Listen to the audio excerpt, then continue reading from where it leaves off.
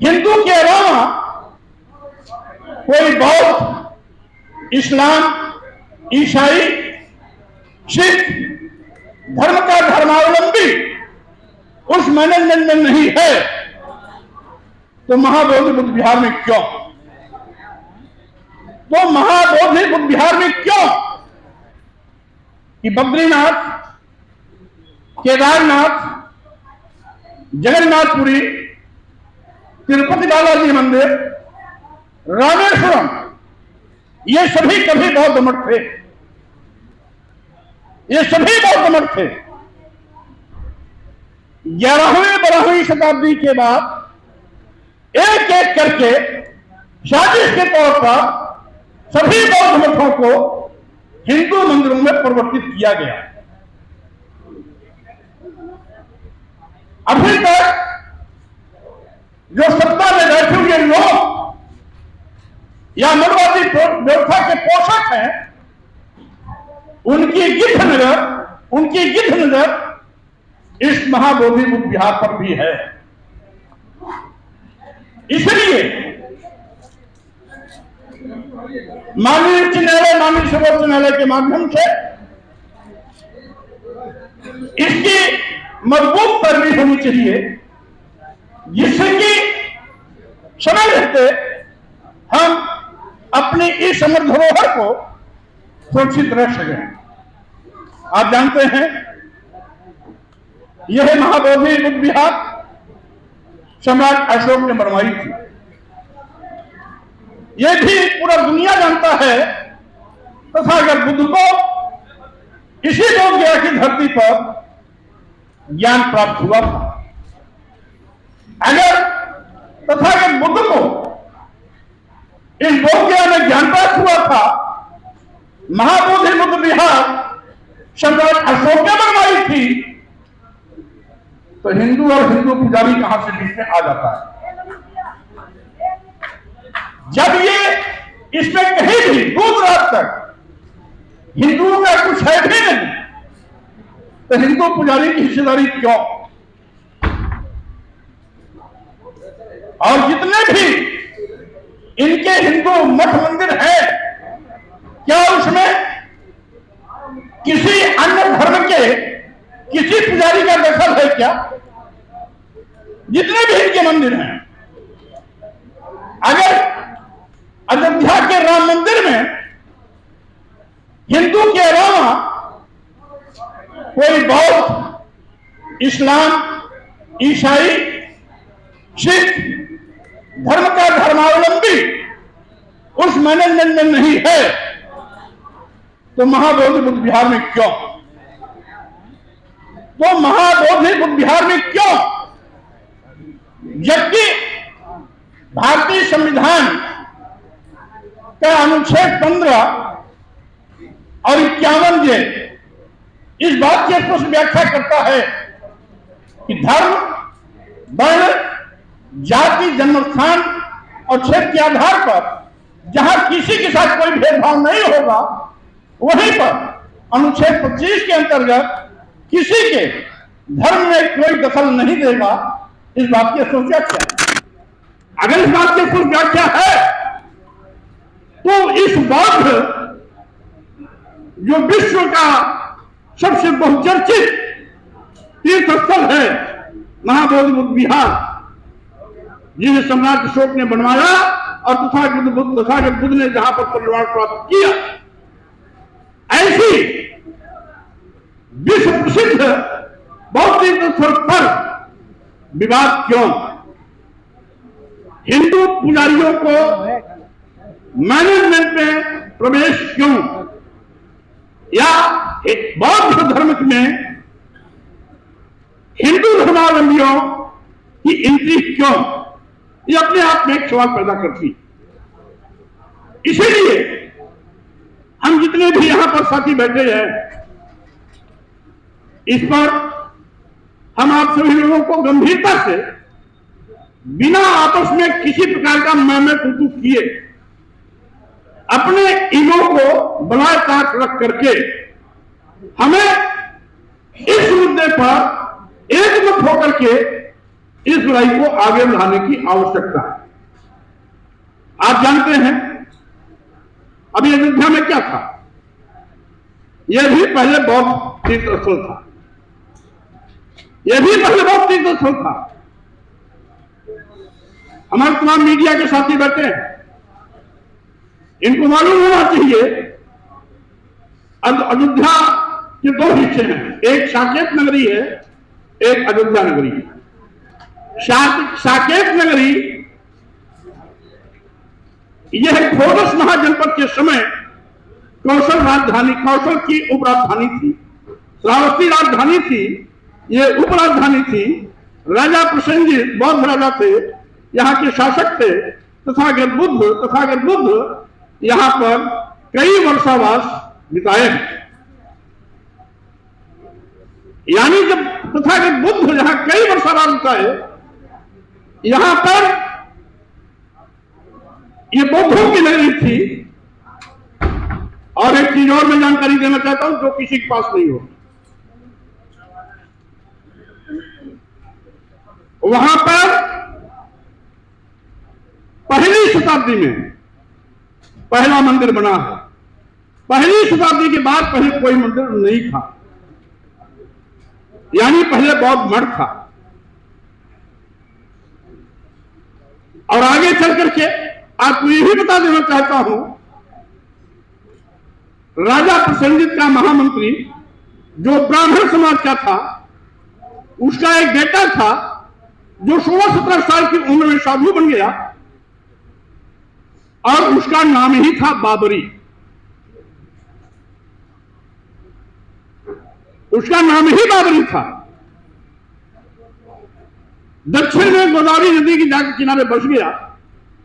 एक बार वर्षावास हो रहा था, उसी समय तथागत बुद्ध का वर्षावास चल रहा था, उसी समय वो अयोध्या आया था और बुद्ध के विषय में उसने खूब चर्चा सुनी। तो छिप करके बुद्ध के प्रवचन को 2-4 दिन लगातार हफ्ते भर सुना। प्रभावित होकर के एक दिन जब बुद्ध कथा करने के प्रवचन करने के बाद अपने विश्राम कक्ष में जा रहे थे, रास्ते में मिला और उनके पैरों पर गिर पड़ा। कहा, मैं आपसे बहुत प्रभावित हूं, मैं भी आपके सामने आना चाहता हूं। बुद्ध ने उसको स्वीकृति दी, उस दिन से बौद्ध हो गया।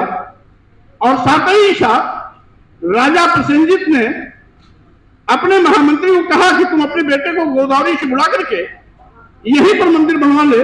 यानी बुद्ध के संपर्क में आने के पहले राजा, जहां पर राम मंदिर था, यह पहले राजा प्रसेनजित का प्रसेनजित बाग था। इसी प्रसेनजित बाग में प्रसेनजित ने उसको मंदिर बनाने की जगह दी थी, वो मंदिर उसने बनाया। यह उसकी पैतृक संपत्ति थी, इसलिए वो बाबरी मंदिर था। बाद में बुद्ध से प्रभावित होकर जब वो बौद्ध धर्म ग्रहण कर लिया, उसका नाम हो गया बाबरी बौद्ध मठ।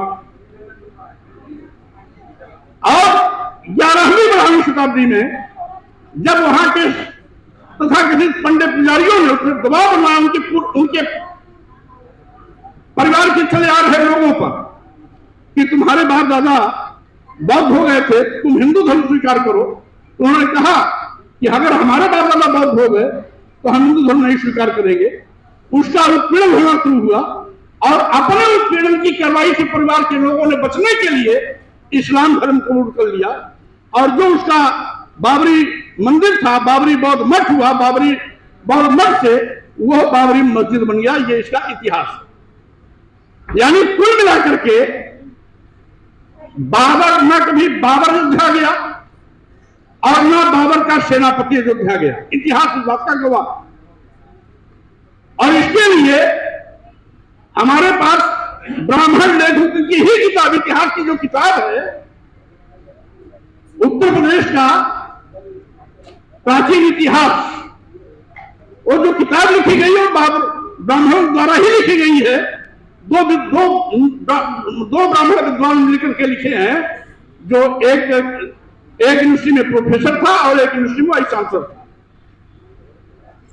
लेकिन झूठ की कहानी कहने वाले लोग ऐसा झूठ गए ऐसा झूठ गढ़े कि बाबरी मंदिर को तोड़ करके बाबर ने मस्जिद बना दिया, इसलिए हमारा, जबकि वो सही मायने में वो बौद्ध मठ था, मंदिर जरूर बना था, लेकिन जिसने बनवाया था खुद बौद्ध धर्म ग्रहण कर लिया, उसी ने वो बौद्ध वंदना करने लगा, बौद्ध मठ के रूप में इस्तेमाल करने लगा, और उसी की ही पीढ़ी जब इस्लाम धर्म खुली तो उसी में नमाज पढ़ने लगा। यानी उसमें कोई तोड़फोड़ नहीं हुआ। समय समय पर धर्म परिवर्तन के साथ साथ वो मस्जिद से बौद्ध मठ बना और बौद्ध मठ से मंदिर बना, यह है इसकी कहानी। लेकिन नगरी है वो बौद्ध मठ। अभी ये राम जन्मभूमि माननीय सर्वोच्च न्यायालय के निर्णय से बना, उसका सब स्वागत, क्या कोई एतराज नहीं, लेकिन उन्होंने अतीत बौद्धकालीन जितने भी धरोहर थे, कुबेर पर्वत, मणि पर्वत और एक उसमें और तीन पर्वत थे जिसका नाम था, सब तोड़ फोड़ के उसको मिट्टी में मिला दिया, खत्म कर दिया। बुद्धकालीन अवसर जितने भी खत्म कर दिया। राजा प्रसेनजित सम्राट अशोककालीन जितने भी वहां पर सिंबल मिले सब खत्म कर दिया, डिस्ट्रॉय कर दिया, जिसको डिस्ट्रॉय करना कहते हैं। जमींदोज कर दिया, तोड़ फोड़ करके जमीन के नीचे दफन कर दिया, उसको इतिहास का साक्ष्य खत्म कर दिया। ऐसे होते हैं आक्रमणकारी, आक्रांता। तो ये आक्रांता है, इनकी भी गिद्ध नजर इस महाबोधि बुद्ध विहार पर है। इससे हम सभी को सावधान रहने की आवश्यकता है। और अच्छी बात है कि आज इस आंदोलन का विस्तार किया गया, राष्ट्रीय स्तर पर इस आंदोलन को खड़ा करने की कोशिश हमारे इस कार्यक्रम के आयोजक सुमित दत्त भंते जी कर रहे हैं, उनको मैं साधुवाद देता हूं। और साथ ही साथ इसकी लड़ाई केवल एक तरफा नहीं होगी, न्यायपालिका से तो होगी, लेकिन समय समय पर आपको अपना आक्रोश भी जन आंदोलन के माध्यम से सड़क पर दिखाना होगा। जन आंदोलन भी होगा, माननीय उच्च न्यायालय, माननीय सर्वोच्च न्यायालय का भी सहारा लिया जाएगा। हमें अपने इस गौरवशाली ऐतिहासिक बौद्ध तीर्थ स्थल को बचाने के लिए लड़ाई में किसी प्रकार की कोई कमी नहीं रहनी चाहिए, इस बात को सुनिश्चित करना। और साथ ही साथियों, शायद हम बहुत पहले चेत गए होते, तो हो सकता है आज जो जटिल परिस्थिति पैदा हुई है नहीं होगी।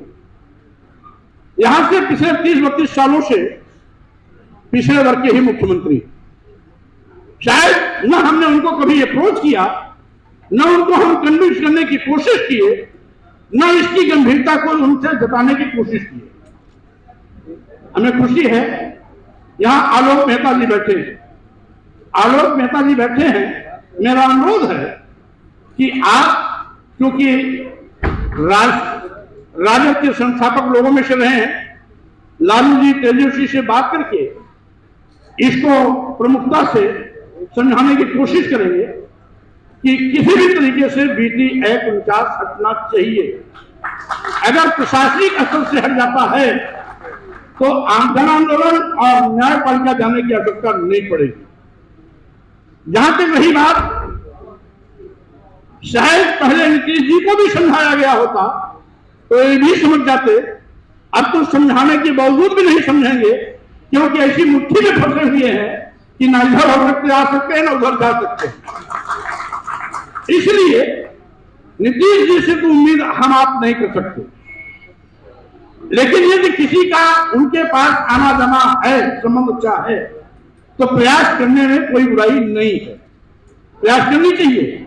लेकिन जहां पर है, जहां से उनकी नकेल लगी हुई है, जहां से संचालित हो रहे हैं, मैं समझता हूं वो स्वतंत्र मन से कोई निर्णय नहीं ले पाएंगे। लेकिन लालू जी पर और तेजस्वी पर यह फार्मूला नहीं लागू होता। आलोक मेहता जी अगर उनको मोटिवेट करेंगे, कन्विंस करेंगे, तो आज नहीं तो कल इस मामले का निस्तारण बिना कोर्ट गए भी हो सकता है।